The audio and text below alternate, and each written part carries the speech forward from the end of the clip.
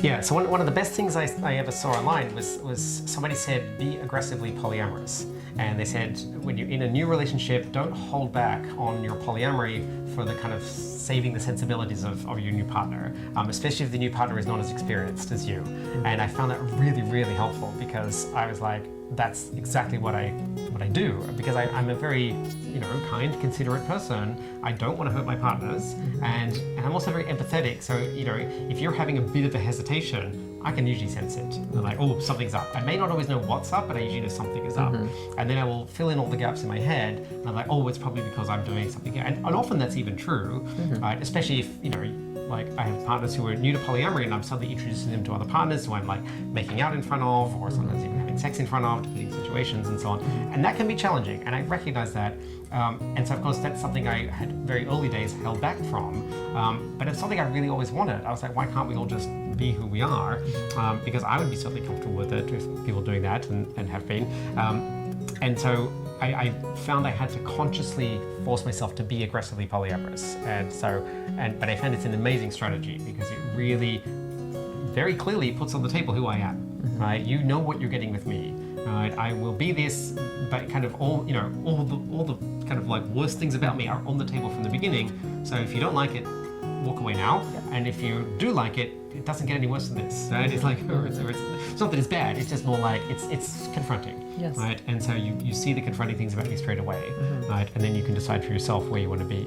So I've been very much an advocate of this, and in fact, this was literally the criteria that I put down for us moving in together, was I said, I'd lived with partners before, and it hadn't always gone well, mostly because I was living with more controlling people, but there was a lot of limits around what I could do around polyamory, and I could only do things when partners were away, or when they were not at the house, or so on.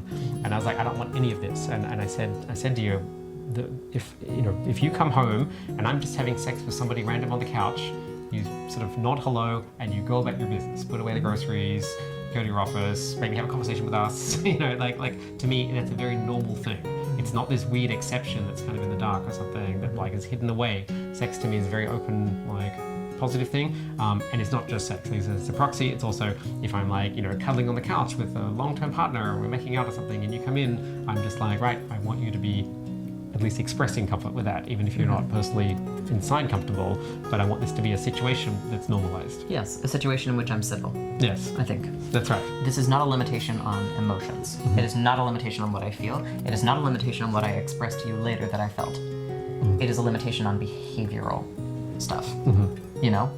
In the sense of, if you're feeling strong jealousy or strong emotions, I expect you to be responsible enough to either remove yourself from the situation, because again, that's your responsibility, or otherwise not act in a way that interferes with me and my things. Yeah, I think the fundamental thing is you don't get to tell me, hey, I didn't like that, so therefore you can't do it. Yes. Right, and the thing is this, like, it's not usually done so confrontationally. It's usually done as like, oh, I just found it really difficult, the person often then makes an offer to say, oh, well, maybe I could just not do that in front of you. And what happens is you slowly creep into this kind of like structure where now you're not really allowed to do stuff, even though people haven't explicitly put down these boundaries or these rules. And that was, I explicitly wanted to interrupt, because I was like, no, I want to be able to do all these things.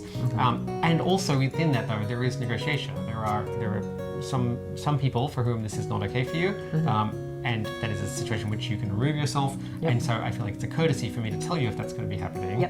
But that's a polite courtesy that we worked out with an explicit structure. Your place is to give me enough agency to make the decisions that I need to make in order to protect my emotional well-being. Because we put a lot of work into figuring out aggressive polyamory and how that works for us, and it's translated very well, I think, into other aspects of communication in our lives. It's also taught me that I need to wait and examine those emotions a little bit before I start expressing them to you. Because expressing the raw emotions doesn't actually help anyone. It doesn't teach anybody anything. It doesn't make me feel better. It doesn't make you feel better. It makes you feel way worse. And especially in a time where I'm coming off a bit of a high. I'm like, I just had a really fun hookup, and I'm kind of riding on cloud 9. And you're like, here's why everything's awful. And I'm like, oh, okay, let me come right down to where you are. And just having some space there. And the space can be half an hour. It doesn't have to be 3 weeks or something. It's just a bit of space. Just we center a bit, and then we're good to go. And practicing gratitude around that is important too. Reflexive, thank you for telling me. Or thank you for expressing that. Thank you for trusting me with that. I think these things are really, really important in building the trust of that structure as well. Yeah, this is not to say that this structure is going to succeed for us every single time. We're still working it out. There are going to be situations where it fails us, that's right. and that's okay. That's how these things tend to work, but we're getting better at it, and that's the really, really important important part here.